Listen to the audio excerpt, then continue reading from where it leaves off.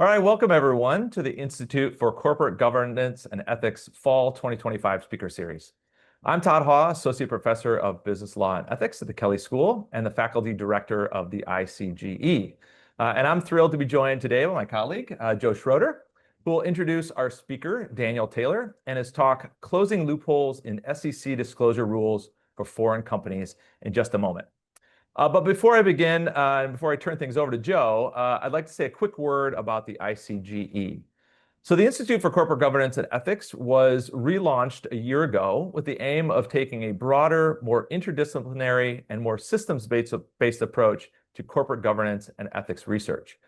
So not only did we want to ensure that we were considering corporate governance in its full scope, which includes the research areas of finance, management, corporate law, corporate compliance, business and behavioral ethics, and financial controls. But we also wanted to make sure that our research was more accessible to business practitioners. So as part of that relaunch, the ICGE brought Ethical Systems, a consortium of business and behavioral ethics scholars, to the Kelley School, which doubled the number of our faculty affiliates and created an entirely new network of collaborators under the ICGE umbrella, as well as a new platform to reach business leaders. So bringing the ICGE and Ethical Systems together has created a one-of-a-kind institution that is able to harness the best academic research to aid scholars, policymakers, business leaders, and students in elevating corporate governance and ethical business practices within their organizations. And this speaker series is just one of the ways that we're doing that. So please check out our websites and LinkedIn for new initiatives and activities coming from the ICGE and Ethical Systems in the future. And now let me introduce the moderator for today's talk, my colleague and chairperson of the Graduate Accounting Program, a program that I'm honored to teach in, Joe Schroeder. Joe is a professor of accounting and the PwC Faculty Fellow at the Kelley School. He earned his PhD in accounting from Michigan State and holds both a BS and MS in accounting from Ball State. So prior to joining academia, Joe worked as a senior auditor at Ernst & Young in Indianapolis. And as a researcher, Joe's expertise spans auditing, financial accounting standards, disclosure quality, internal controls, and corporate governance. His work examines how audit and regulation influence disclosure behavior, the design and effectiveness of internal and control systems, and how firms respond to regulatory scrutiny.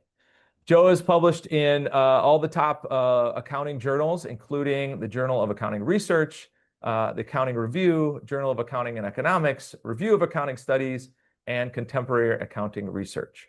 A fantastic teacher and communicator, Joe has this wonderful ability to bring clarity to complex issues in auditing and financial reporting, including engaging his students with insights that bridge scholarship and practice. And just as importantly, he helps guide those students on their path to becoming ethical professionals. So we are thrilled to have Joe moderating today. And please, Joe, take it away. Yeah, and thank you, Todd, and thank you to the Institute for doing so many great things in bridging academic research and public policy and the practitioner community. Really excited today to have Professor Daniel Taylor here. Dan has been a great friend for a number of years. He's also a co-author on research, so we've had that opportunity. Dan's one of those unique scholars that is just passionate about what he does. And I think that kind of starts with, I remember him talking about the story when he was at the University of Delaware, that he subscribed to the Journal of Finance because he was interested in academic research even at that age, right? So he was on this quest for knowledge at that point, graduated in 2003, went on to Duke University, got his master's of economics, and then went to Stanford to pursue his PhD in business and got interested in accounting. After graduating in 2010, he joined the faculty at Wharton, where he's been ever since. He was promoted to tenure, I think in 2017, promoted to full in 2022. And he's had quite the career. His research interests, he starts off with methodological stuff, and he's made a tremendous impact there. He's also done a good job of bridging theory and empirics in the disclosure literature, but I think what's been most impactful is his transition into insider trading research as well as financial misreporting. And he's a big proponent to evidence-based policymaking and kind of just, asking those hard questions and going after the data to see what it's showing in practice. He is the director and founder of the Wharton Forensic Analytics Lab, which I was reading on their website, and I love this. Imagine a world where academics, practitioners, and regulators come together and had meaningful conversation about ways in which data analytics can detect and prevent white-collar crime.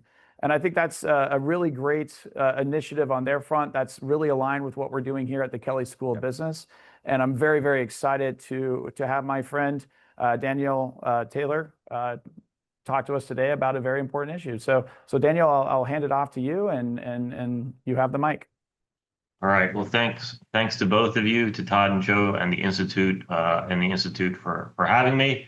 I'm happy to come and sort of share some of my recent work. Let me see if I can share screen and get started. All right. Give me a nod, Joe, if you can see that deck. Yep, we can see it. All right, excellent. So, Joe and Todd asked me to present, I don't know, about a month ago or more than a month ago. And, at the time they asked me to present, it's kind of like, I don't know what I'm really going to talk about. And then I had the opportunity to present at the SEC on something about foreign private issuers and disclosure loopholes for Chinese issuers. And given that, I think that'd probably be good fodder to present today at the Institute and at the seminar. So again, I'm really grateful to be here and to the moderators for having me. Presentation: Closing Loopholes in SEC Disclosure Rules for foreign companies.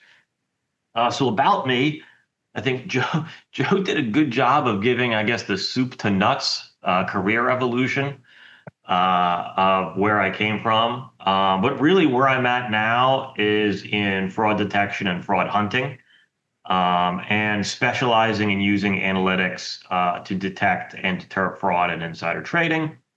Joe mentioned I have the forensic lab at Wharton. I also teach forensic analytics to Wharton undergrads. So it's really about using data, programming, code, and analytics to identify bad behavior in markets. The lab, Joe was kind enough to give me a promotion for that and sort of talk about teaching, or our mission statement, I should say. If you're curious, just Google Wharton Forensic Analytics Lab. The page will come up, and you can read what we're doing. This is really very similar to the Institute in that we're trying to take academic research and put it into various different buckets, translate it to teaching, translate it to policy, and translate it to the press. So that's kind of about me. And so just wanted to get into sort of like a high level of foreign private issuers, just so everyone can sort of like lay the groundwork. That's the topic of this talk. So for those of you that don't know, there's a category of issuer in the US that has to file with the SEC. And that category of issuer is called an FPI, or a foreign private issuer. Those issuers have different standards, different disclosure rules, different governance standards, different everything. If they're foreign companies that are listed on, say, NYSE and NASDAQ, than a US company would if it was listed on NYSE and NASDAQ. So a great example is AstraZeneca. AstraZeneca is not a US based company. It's a foreign company. So it faces different disclosure obligations than, say, a Pfizer or a Merck.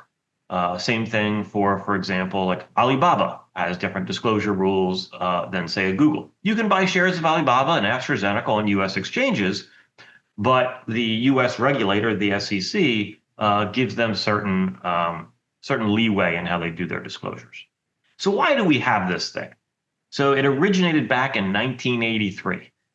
Now, if you're as old as I am, you were alive in 1983. But in 1983, things were very different than they are today. In 1983, the US had not won sort of like the economic war or the capital markets war. We were vying for supremacy with Japan at the time and with London.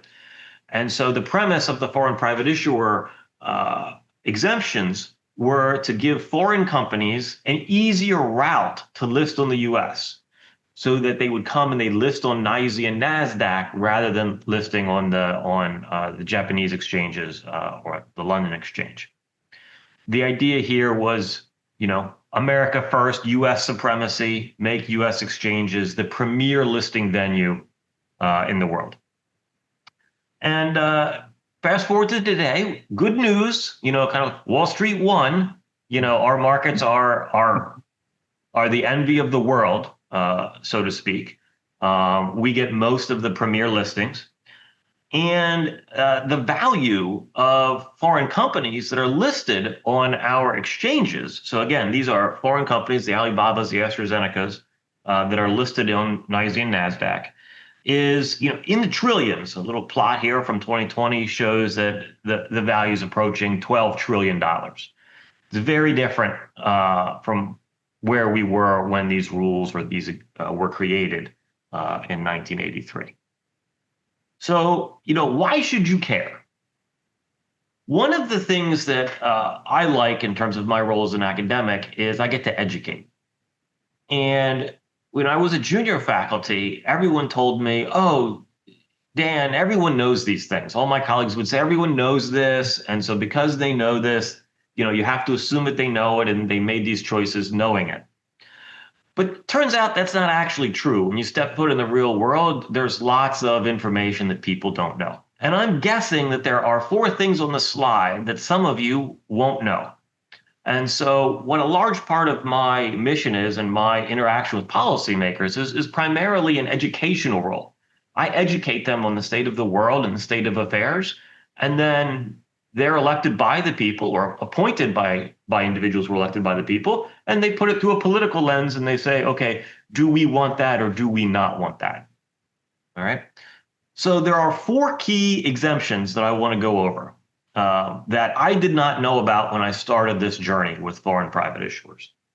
The first is that if you are a foreign company traded in the US, so an AstraZeneca or an Alibaba, you are not subject to SEC materiality standards. Instead, you are subject to your local materiality standards. So in Alibaba's case, this would be you're subject to Chinese materiality standards. What that means is that the local government, say China, could pass a rule that says, well, if the CFO is fired, we don't consider that to be material. CFO resignations or terminations not considered material. If that rule went into force in China, then Alibaba would not actually have to disclose when its CFO was fired or resigned in the US, even though it has US shareholders and it is listed on US exchanges. All right.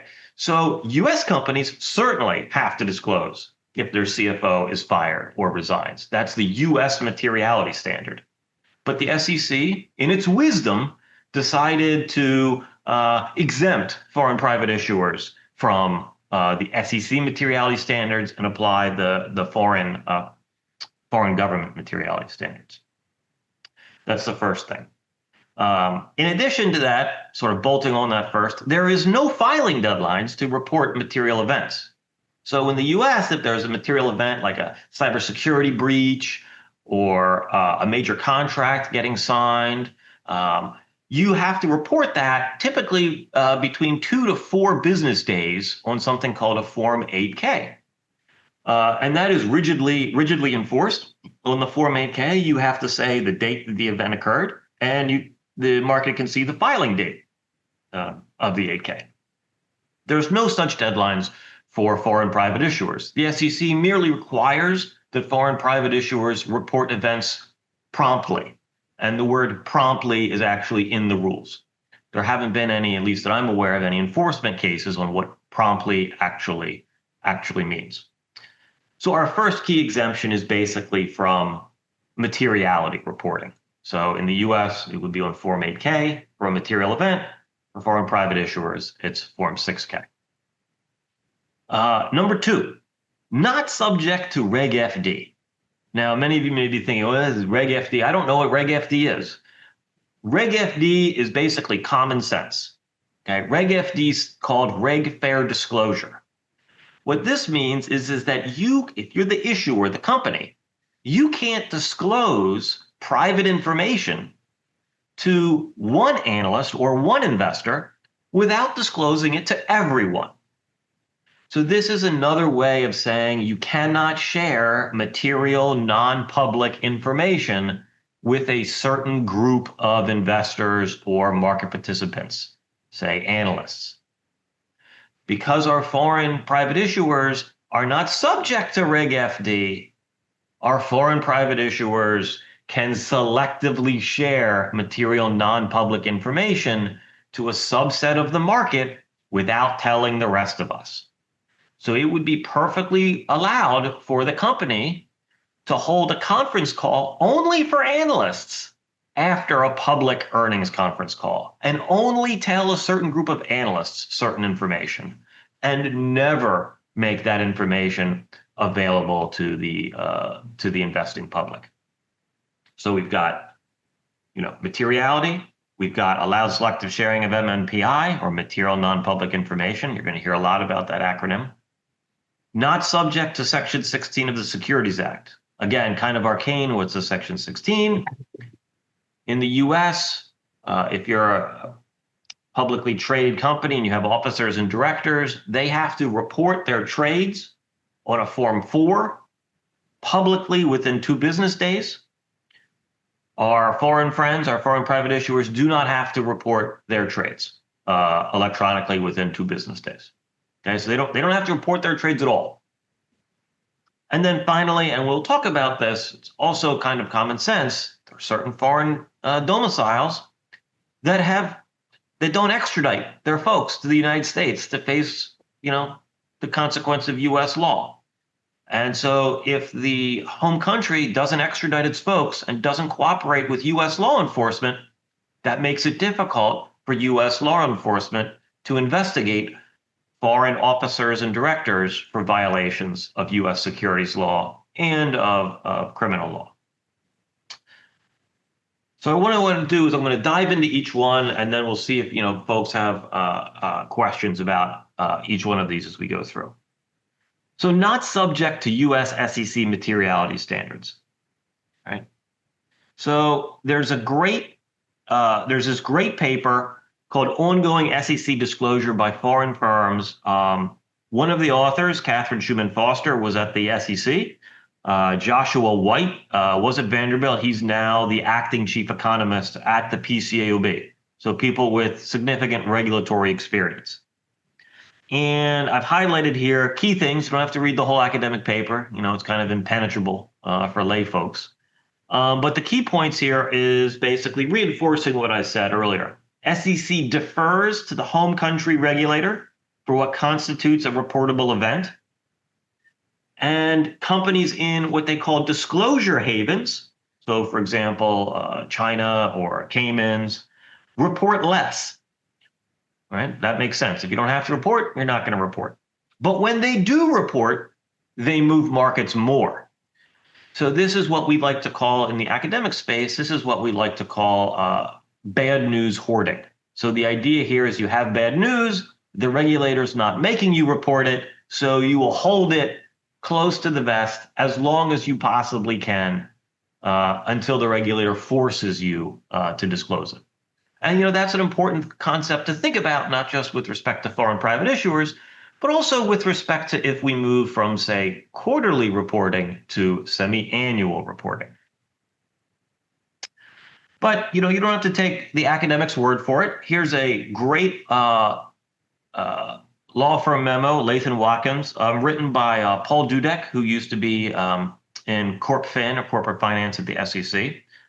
And he again confirms, Form 6K, which has to be filed by foreign private issuers, does not mandate disclosure. The people that mandate the disclosure are the foreign regulators. But when the foreign regulators mandate the company disclose, in the US, they'll file Form 6K. It's published either voluntarily or because the foreign regulator makes them do it.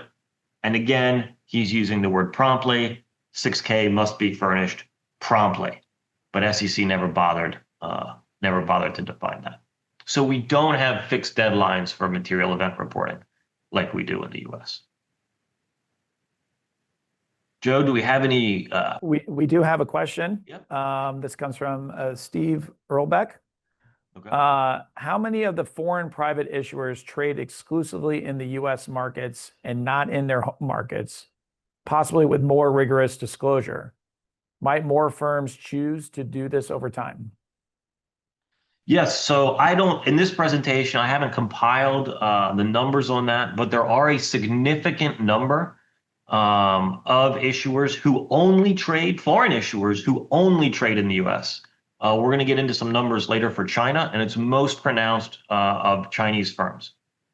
What's interesting about this is when I presented a similar presentation to the SEC, I was actually sitting next to individuals from the UK's regulator, and they commented that occasionally you'll see companies who are unable to go public in China or in Hong Kong actually list on NASDAQ.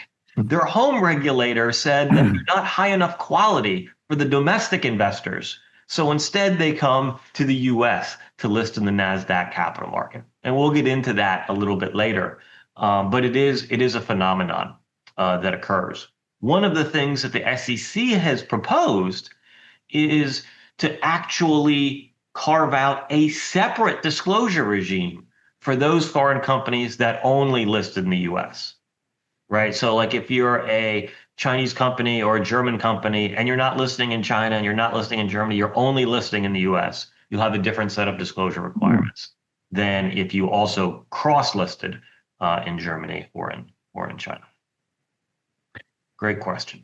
So Dan, you said this was established in 1983, and it's based on the local country's regulation laws for materiality standards. That's right. How much variation is out there? Which countries have, kind of similar regulations to the US, and which countries have more lax regulations? So, like most of the, say, Western European countries, the EU in particular has most similar to the US. In fact, in some cases, they're actually more burdensome. They don't give sort of like discretionary, they give bright line rules. Other countries, China, Cayman, BVI, sort of the same places where you might have tax havens or low rule of law. This Boone et al. Paper categorized as disclosure havens. And so one thing that's interesting to observe is that over time, we've had an influx in Chinese issuers go public on US exchanges. So the percentage of firms listed in the US that are from the disclosure havens has increased over time. Yeah. Very good. We have no more questions, so if you want to move on to point 2. All right. So not subject to Reg FD, remember this is the regulation that says no selective information sharing. You can't selectively share information with some market participants, but not others. So for example, you can't share drug trial results with analysts, but not investors. You can't share MNPI with favored investors, say institutional investors, but not retail. All right. So because our foreign private issuers are exempt from Reg FD, they can segment the market. They can give favored status. They can pass MNPI potentially, or share information with certain groups of analysts or investors. Right. So even though FPIs or foreign private issuers are exempt from regulation, again, this is from the same Latham-Watkins memo that I quoted earlier, many choose to voluntarily comply with the regulation. But there's been no real scope of analysis of what voluntary comply means. Because voluntary comply means you're able to certify that you have in fact voluntarily complied and not shared information selectively. But it's actually really hard to do.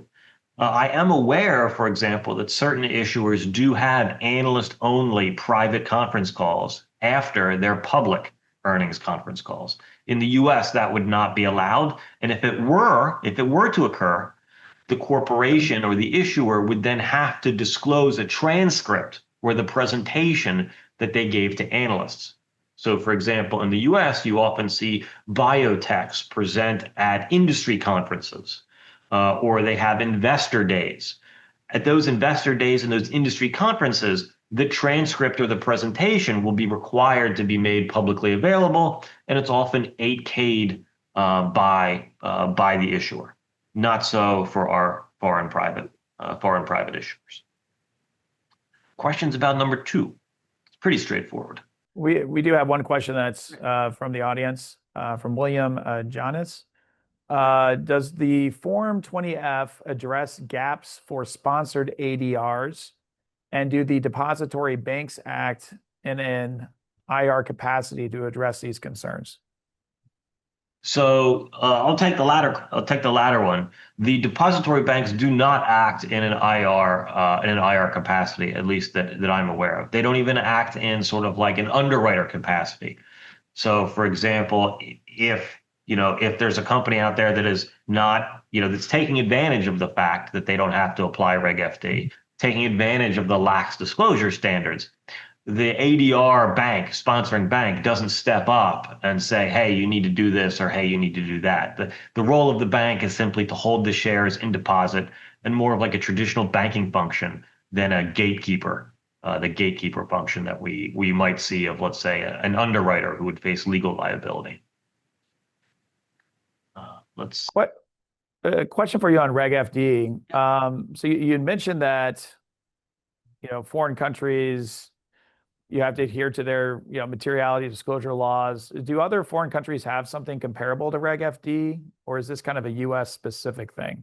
No, there is comparable standards, again, mainly in the EU, but outside of, let's say, Western markets, there's really nothing.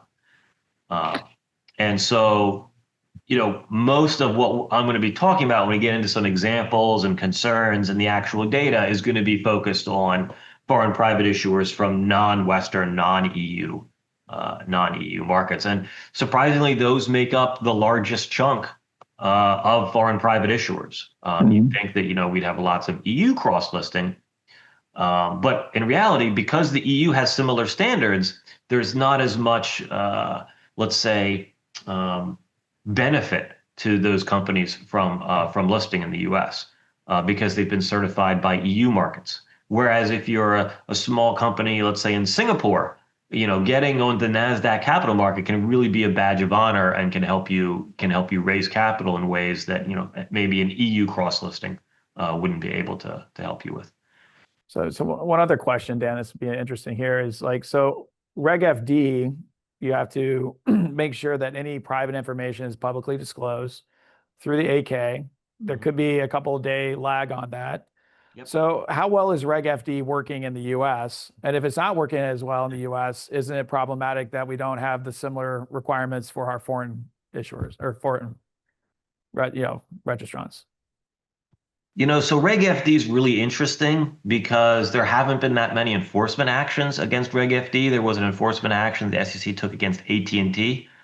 I don't recall how that turned out, but I don't think it turned out favorably for the SEC. Personally, I think Reg FD is getting violated left and right in the US. In fact, I wrote a comment letter to the SEC, basically giving an example of a violation of Reg FD, where many of our US issuers were sharing their greenhouse gas emission data with climate centers, or what's known as the CDP, Climate Disclosure Project, but weren't sharing it with investors. So, for example, there'd be a company that would tell the CDP, here's what our greenhouse gas emissions are, here's which factories are coming from, all of this information about those the sustainability metrics, but they weren't disclosing that to investors. If you believe that greenhouse gas emissions and sustainability standards are material, and certainly there are investors out there who would argue that they are, then those investors must believe that that's a violation of Reg FD. Again, the spirit of Reg FD, I think, is very promising, but seeing how it's manifesting in practice is kind of interesting, both in the U.S. and abroad. Well, I think ultimately, the rules of the markets are kind of like the speed limit on I-95 in Philadelphia. If anybody's driven on I-95 in Philadelphia, coming up from Delaware going north to Boston or to New York, the posted speed limit is 55. If you actually drive 55 on I-95, you're going to get run over. Why is that? Because there aren't cops out there policing the speed limit. And so, truly, a regulation only has as much teeth if it's enforced.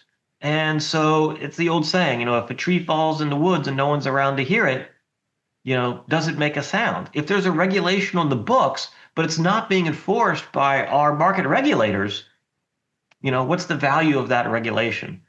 So truly, we do need enforcement in the U.S. for any of the regulations to have bite. I mean, in one of my projects, we documented hundreds of thousands of SEC forms that statutorily were filed late. The Form 4s, the insider trades have to be filed within 2 business days. Hundreds of thousands, billions of dollars worth of trades are not filed on time. Prominent example, Elon Musk filed one of his ownership disclosures late. Everybody heard about that because it was Elon Musk. But, there are plenty of other non-Elon Musks out there that also file late that you haven't heard about. So it's kind of like the speed limit rule. And Dan, is that a funding issue, a capacity issue, a priority issue, maybe all of the above? What's the driver in the the enforcement priorities there? So I do think, I think all of the above. Fundamentally, I think there is a philosophical difference among securities lawyers in terms of whether these rules matter. Yeah. So Mary Jo White at the time actually engaged in something that was called the broken windows enforcement. You may remember broken windows popularized by Mayor Giuliani in New York. When somebody would throw a rock through a window, he'd still have the police write him up. Mary Jo White was trying to do the same thing for securities filings. You missed the filing deadline, we're going to give you a speeding ticket. I actually support that, because if you're not going to do that, if you're going to never enforce the I-95 55 mile an hour speeding limit, don't bother putting up the sign that says the speeding limit is 55. But for the listeners who may not know, to generate an enforcement action requires a vote of 5 politically appointed SEC commissioners. They have to vote on each one of the enforcement actions. So if you want to actually bring thousands of enforcement actions for, let's say, individual rule breaking, you'd have to put it through that mechanism. There's not a fast track mechanism for, let's say, statutory violations. And in fact, the current SEC has come out and basically said they don't want to blame foot faults. Like if somebody's late violating the statute, but it wasn't intentional, or there wasn't any sort of scienter behind it, they're gonna let it go. So I think there's both a lack of will, and the process at the SEC isn't really set up to go after statutory violations. From a tech perspective, it would be very easy, because all of the issuers have to upload their forms to SEC Edgar. If we were a tech company or a bank, what would we say? Say, oh, you've uploaded the form. The form is 3 days past due. Here's your fine, red screen. Please enter your credit card information and pay the fine. Right? But that's not the sort of approach that the SEC takes to policing markets or its disclosure rules, unfortunately. So Dan, we have another question in the chat room from Professor Ken Merkley, our good friend. Ideally, we would hope that investors would discount FPI firms that provide lower quality disclosures. Is this the case? If not, can you say anything more about the market frictions that limit this result? So I don't like to postpone questions, but that is one of the things that I'm going to talk about as we go through. After going through all of the exemptions, we're going to look at how the market prices it and whether there has been a market failure. It's a good question in the sense that, hey, like it's a casino. Investors should know of all of these exemptions. They should know that the issuers are of lower quality. That should be reflected in price. And so there's no crying in the casino if the company commits fraud, or if it's a pump and dump. Investors should have priced that risk. I think one of the foundational assumptions of that view, that's a very elegant, sort of academic view, is that it assumes common knowledge of what the exemptions are. And that's not the case. I've heard some people propose that like a little warning label shows up when you try and buy a foreign stock on Robinhood or something where it says, warning, they don't have any of the disclosure requirements or something like that. That again, I think, treats markets more of like a casino aspect than maybe, thinking about how things interact with not just investors, but also, as we'll see later in this talk, capital formation among US companies. So the way that I think about it is every dollar that potentially goes to a foreign company, a fraction of that, if not the whole dollar, could have been going to a U.S. company. But Ken, you can ask your question again if by the end of the presentation I haven't covered that, but I'm definitely going to cover some evidence on that. All right. He says that's cool. That's good. All right. Let's see what else. Okay. All right. Number 3, personally my favorite. We're going to go down a little bit of a rabbit hole here. Our moderator Joe is going to make an appearance, and one of his former colleagues at the great university in the great state of Indiana, Professor Salman Arif. And so I actually wrote an academic paper called "Holding Foreign Insiders Accountable," and so we're going to go down a little bit of a wormhole when we talk about the consequences of not making officers and directors of foreign companies publicly disclose their trades in the stock. So here's our wormhole. So brief overview of reporting for our US entities. So in the US, we have Section 16A of the Securities Act that requires executives, officers, directors, 10% owners to disclose the date, quantity, price of any sales, purchases in the underlying equity or underlying derivatives or hedges within 2 business days on Form 4. All right, here's an example. Tim Cook in Apple, he's disclosing a sale, estimating sale of 85,000 shares at $173 each. It shows, he's a director, he's officer, he's CEO. And what's also important about this, we'll come back to this, in the upper right of most SEC forms is the expected burden that it takes to fill out this form. The Form 4 has the lowest burden of all SEC forms. It's 0.5 hours. Not sure if you could see that. So the SEC estimates it takes you at most a half hour to fill out this form. If you're sitting in front of your broker, you just punch in the stuff and you hit submit. So this is again required of US officers and directors. It's incredibly popular. It is the single most downloaded form from the SEC's Edgar system. SEC stopped giving download stats, but when it did give download stats from 2003 to 2017, you could look for the downloads by form. Form 4 just blew it out of the water. There's really easy intuition for that. You don't have to get your master's in accounting from Joe at Indiana to understand that when a CEO buys, it's a good thing. And when a CEO sells, maybe it's bad. Maybe he's just selling it to pay for a house. But it's definitely the case that when they buy, it's a good thing. Don't need an advanced degree to understand that. And so as a consequence, it's relied on by a lot of retail investors. If you go to Robinhood, they don't show you the company's financials as you scroll down underneath the ticker, but they do show you the purchases and sales of the officers and directors directly on the Robinhood app after you've punched in the ticker. All right. So that was our US friends, our US companies, the corporate officers and directors. Where does Joe come in? So Joe comes in when I made a field trip. What was it? Before COVID, right, Joe? Like 20. Yeah, it was before COVID, 2019. 2019. We were young men back then. Young men. Right. So there is this mysterious Form 144 that I had never actually heard of until a reporter at Reuters called me up and asked me about it. And when he told me about it, I actually didn't believe him at first because I'd never heard of it. And then I started going down the wormhole that I'm going to spare you all from, the multi-year journey. I'll just highlight it in like 5 to 10 minutes.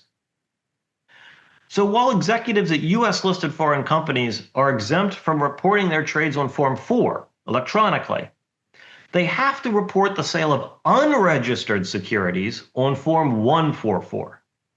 What's an unregistered security? Well, an unregistered security might be like a share that they got pre-IPO. all right, that wasn't actually registered in the IPO prospectus, or a share that they got from their compensation plan that wasn't actually registered.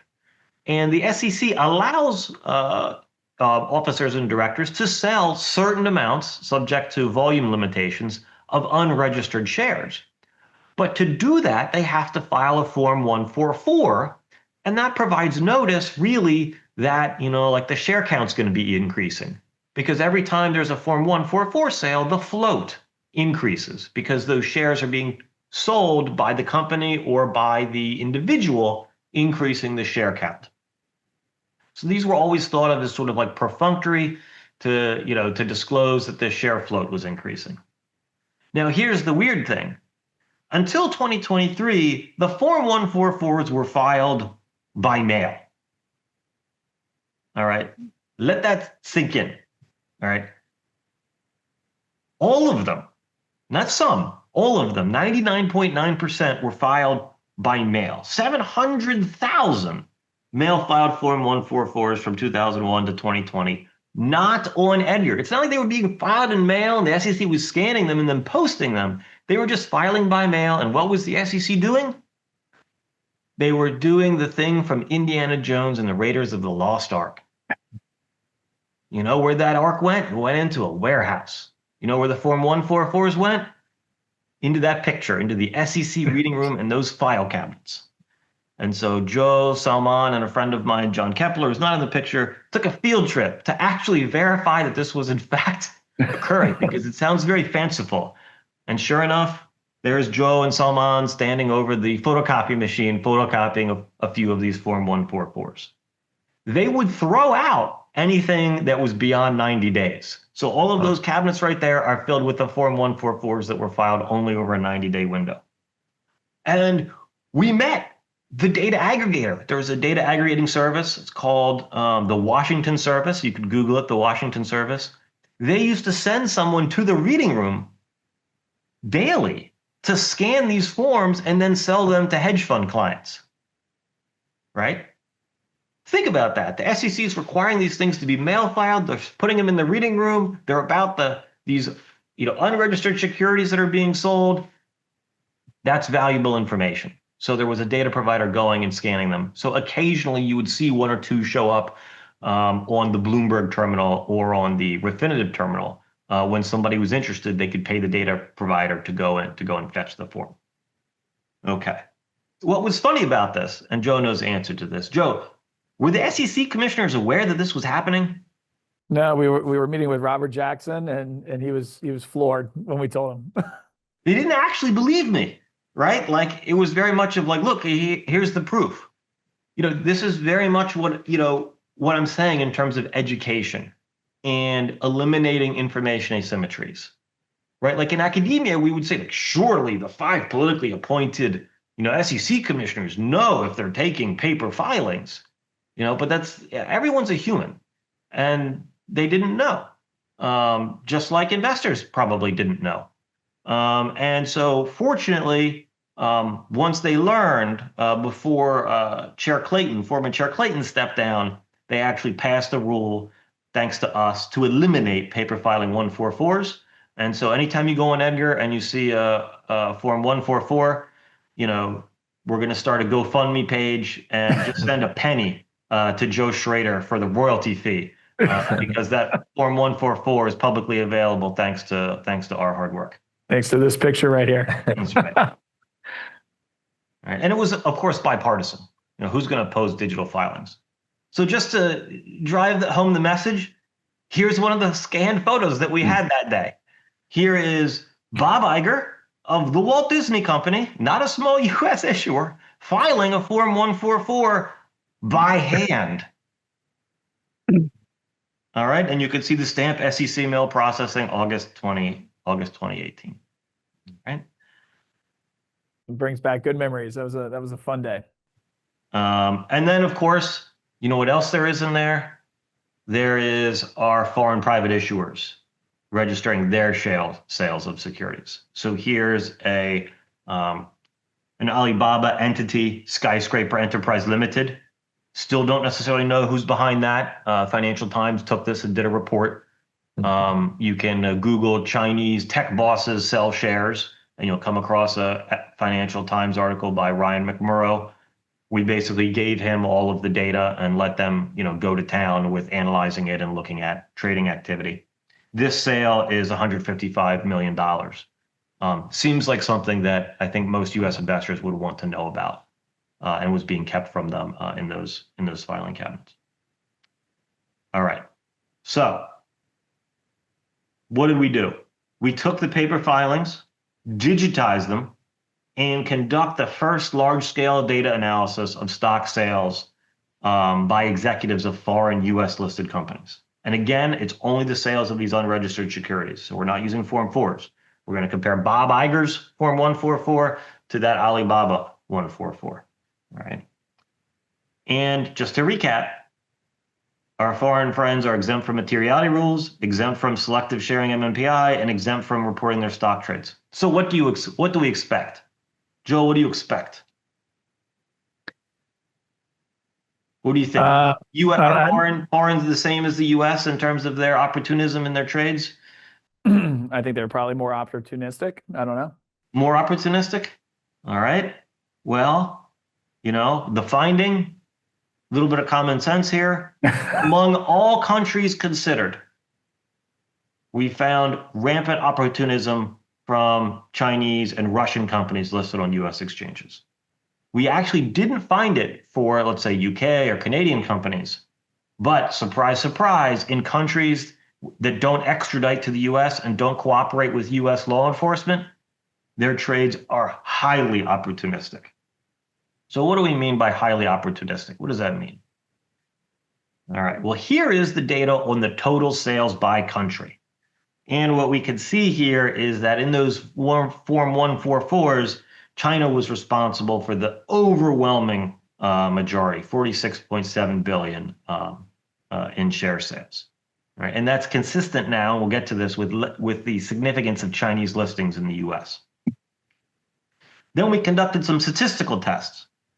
And what we found is that in the US, the average trade size was 3 million, but for China, the average trade size was 16 million. Now, we're not talking about profits yet or loss avoidance. We're just looking at size. But not only does China have by far the most total aggregate sales are the largest, on a per trade level, the trades themselves are also largest. And we're going to lump Russia and China in as non-extradition, and everyone else we're going to flag as extradition. One small footnote here is that we can't pierce Cayman or British Virgin Island entities. So it could be that in some of the countries, like Caymans or BVI, should really be non-extradition because the companies are Chinese or Russian. But we're gonna technically put them in extradition. All right. So what we're going to do to assess whether the trades are opportunistic is look at what happens to stock returns 12 months after the sale. Okay. So if returns are negative after the sale, what that means is the sale occurred before the stock price dropped. So let's focus on the 12-month horizon.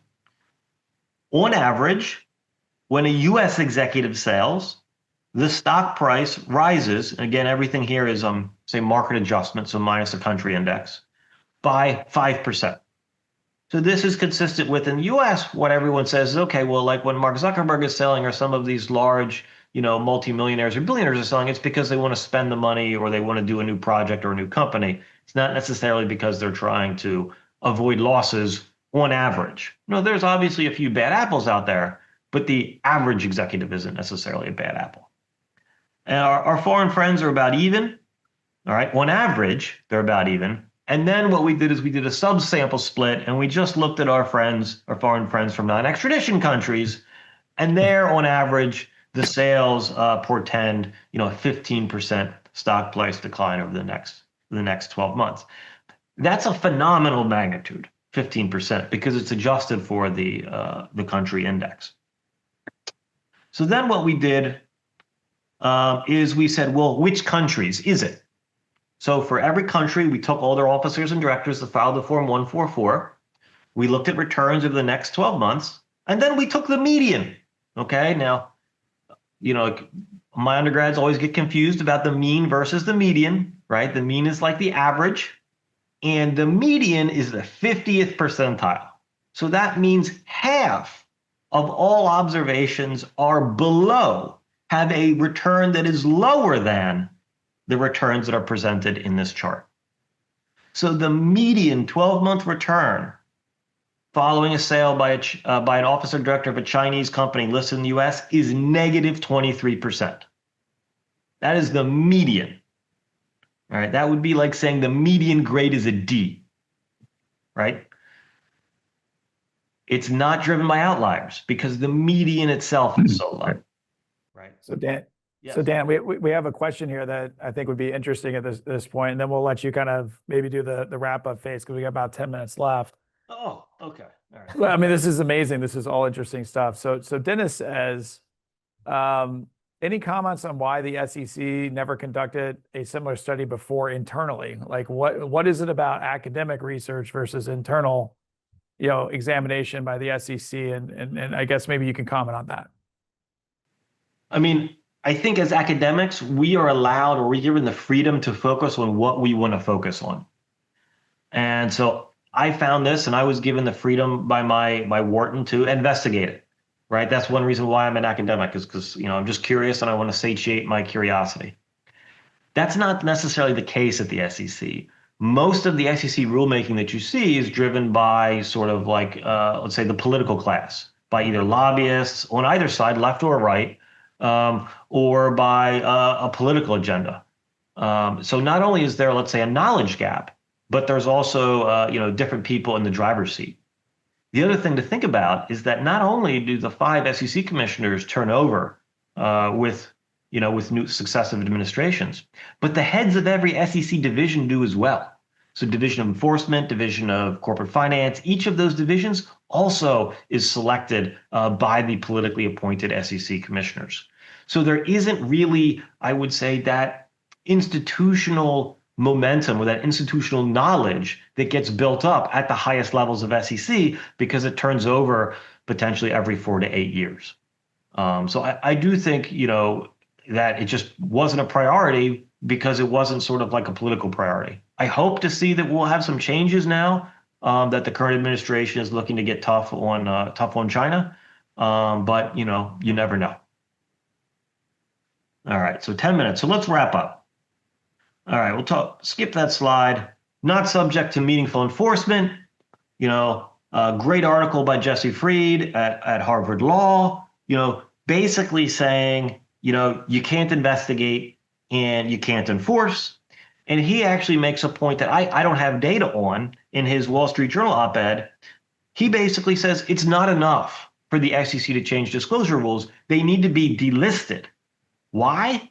Because they can squeeze minority shareholders out through corporate actions. So he gives an example of where, the company announced that JD.com, which owns 63% of Dada, is squeezing out all of the US shareholders at $2 a share, as opposed to the $50 a share current market price. Now, the normal recourse would be for US investors to sue in US courts for that. But the company's not incorporated in Delaware. It's incorporated in either BVI, Cayman, or in China. And so it's not enforceable. All right. So let's return to Ken's point from earlier. So not subject to meaningful enforcement, not subject to trade reporting, not subject to Reg FD, not subject to material event reporting. Giant increase in Chinese companies' total market cap as of January 2023, 1.03 trillion. Giant number of IPOs. In fact, back in early 2020, 25% of all IPOs in US markets were coming from China. Now we're going to talk about whether markets are efficient and pricing these risks. Investors are pricing these risks. If you look at the data, what you find is that there is rampant market manipulation and pump and dumps designed to systematically expropriate capital from US investors. And frankly, I would argue that this is the natural consequence of items 1 to 4 on this slide. Now, that's not, I don't make that charge lightly. All right. If you want to get some hard evidence, we'll go through a little bit in this in the deck before Joe cuts me off.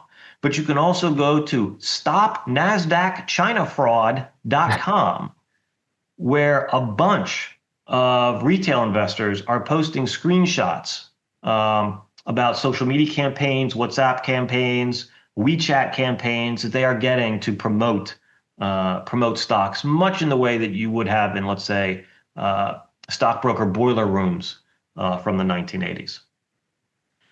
So let's look at the performance of these companies. 12 months after the IPO, half of them lose more than a third of the value, median returns negative 36%.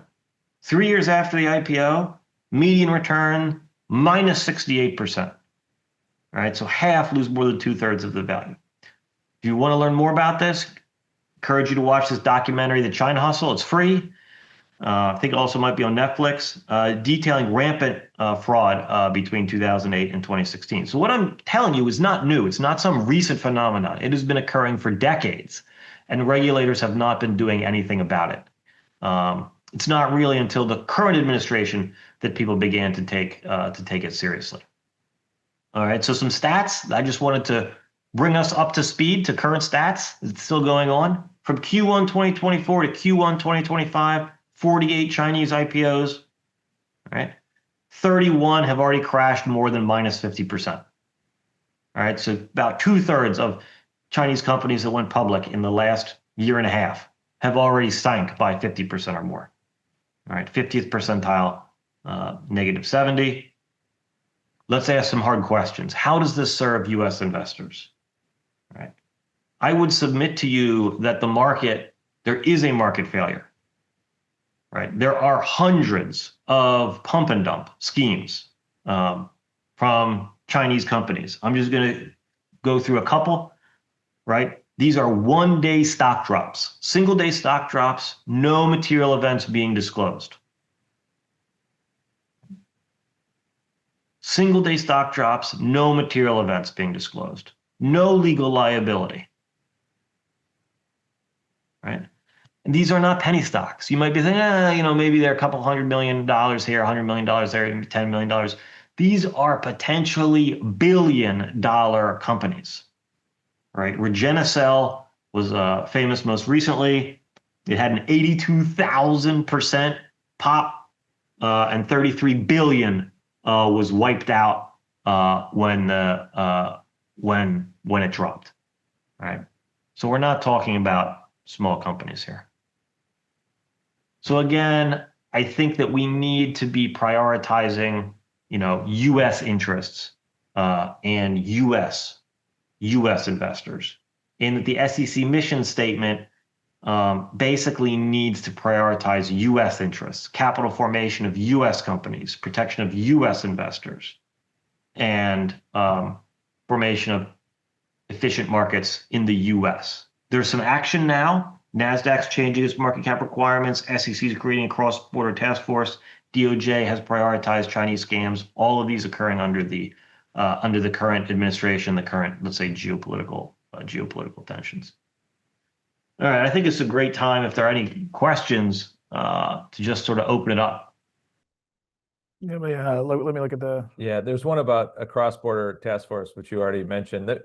Dan, let me ask you, seems like obviously like up in the standards for, non-US based companies obviously makes sense, but has there been any estimates on what that might do for listings, and what are some of the unintended consequences potentially of that? What's the best argument against what I think your proposal is? The best argument is that, because this came up at the SEC Investor Advisory Committee, is that, they have to disclose that they're from China. It's on investors to figure out the risks. It's on investors to do their due diligence. We're not going to be paternalistic. And, I kind of appreciate that view. I do have libertarian tendencies, believe it or not. But I think the problem with that view is it presumes that disclosure is present. Yeah. The libertarian view is, okay, we're not going to require folks to wash their hands in restaurants, but we're going to post a sign at the door that says, we don't require our employees to wash their hands when they're preparing your food. And then the market will figure that out. People won't go there. Maybe the prices will change. But all of that presumes that we have that disclosure in the first place that says either we do require people to wash their hands or we don't require people to wash their hands. So I'm all for market-based solutions, but market-based solutions only work when there's minimal information asymmetries, when we have the disclosure. Otherwise, we collapse to a market for lemons, excuse me. I mean, market for lemmings, that's also a good term. But a market for lemons, where our high-powered foreign private issuers, are eventually going to get pooled with our low-quality foreign private issuers. And I don't think that's good for anyone, for the issuers or for the investors. That question was from William Jonas as well. He says, touch base with the National Security Index. He's delighted to make the introduction. So what I'll say to William is feel free to reach out to Dan Taylor. Again, I guess we're going to wrap up there. So, unfortunately. I mean, this is a great conversation. This has been great, Dan. And I would highly encourage people that are listening, Wharton Forensics Analytics Lab. Dan is an amazing resource of knowledge. His papers are very insightful, very on point, and very thought-provoking. Dan, thank you so much for joining us. We really appreciate it. This has been a great session. Yeah, thanks, Dan. I'll add my thanks as well on behalf of the center. So people know, Dan's talk, his bio, links to his center, and maybe some of his other outlets where you can see his work. We'll make all that available on the ICGE website as soon as this this talk is sort of processed. We'll put that up as quick as we can. Don't forget, we have other things coming up. Every month we have another speaker, so we'll close out our fall round of speakers in November and December with 2 speakers related kind of more traditional finance topics. So if you're interested in that, please follow us on LinkedIn and also on our websites, both here and at Ethical Systems. And with that, we'll close out. Thank you, Dan, and thanks everyone for watching.